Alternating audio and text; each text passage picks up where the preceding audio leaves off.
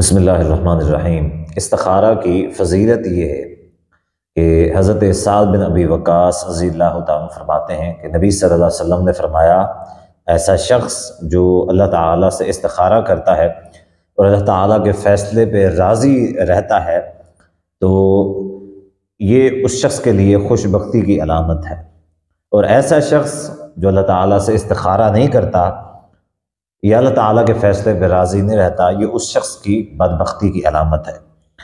اسی طرح دوسری حدیث سے بخاری کے اندر ہے، حضرت جابر رضی اللہ تعالیٰ فرماتے ہیں کہ نبی صلی اللہ علیہ وآلہ وسلم ہمیں استخارے کی تعلیم ایسے دیتے تھے جیسے کہ کوئی قرآن مجید کی صورت ہو، یعنی کہ نبی صلی اللہ علیہ وآلہ وسلم جیسے قرآن مجید کی صورتیں سکھایا کرتے تھے ان کو، جیسے قرآن مجید سکھایا کرتے تھے، ایسے ہی نبی صلی اللہ علیہ وسلم صحابہ کرام رضی اللہ عنہم اجمعین کو استخارہ سکھایا کرتے تھے، یعنی قرآن مجید یاد کرنے کے مترادف ہے استخارہ۔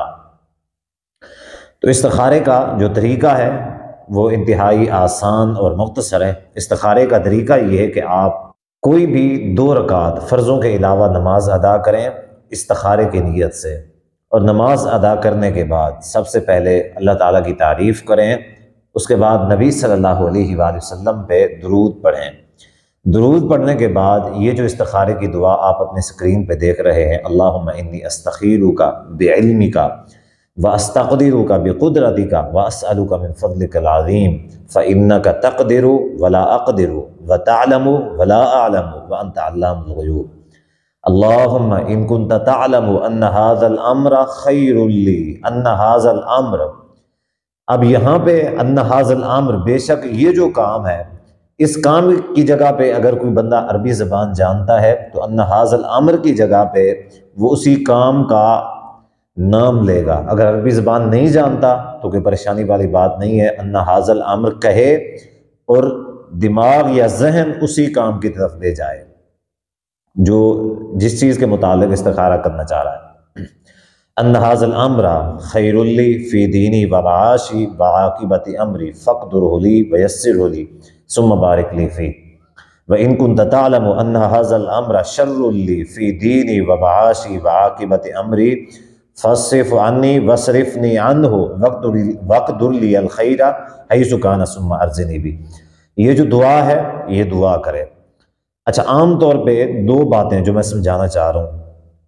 ایک بات جو ہمارے معاشرے میں ایک تاثر پایا جاتا ہے کہ شاید استخارے کے بعد جو ہے وہ ہمیں خواب آئے گا، تو ایسا قطعاً نہیں ہے۔ خواب آ سکتا ہے بائی چانس، ورنہ خواب نہیں آتے، عام طور پہ خواب نہیں آتے۔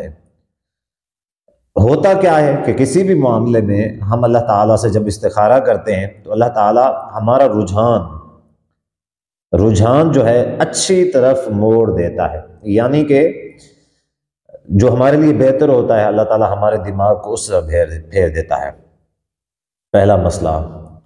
دوسرا مسئلہ یہ ہے کہ کیا کسی اور شخص سے استخارہ کروایا جا سکتا ہے؟ تو جی نہیں، کسی اور شخص سے بالکل استخارہ نہیں کروایا جا سکتا۔ استخارہ بندہ، کوئی بھی بندہ ہے، اپنے بارے میں خود استخارہ کر سکتا ہے، یا اپنے جو قریبی ہیں، جو معاملات سے ان معاملات سے ریلیٹ کرنے والے لوگ ہیں، وہ استخارہ کر سکتے ہیں۔ جس بندے کا اس معاملے سے کوئی تعلق ہی نہیں ہے تو وہ استخارہ کر رہا ہے، یہ بالکل بھی جائز نہیں ہے، یہ غیر مفید چیز ہے۔ یہ جو عامل، بابا، پیر، یہ جتنے بھی بیٹھے ہوئے ہیں استخارہ کرائے پہ کرنے والے، یہ بالکل بھی ناجائز ہے، اس کا کوئی بھی فائدہ نہیں ہے۔ لہٰذا استخارہ خود کریں اور سنت طریقے سے اپنی جو آپ کا مشورہ ہے، استخارے کا معنی ہوتا ہے اللہ تعالیٰ سے مشورہ طلب کرنا، تو آپ خود اللہ تعالیٰ سے مشورہ اور خیر طلب کریں۔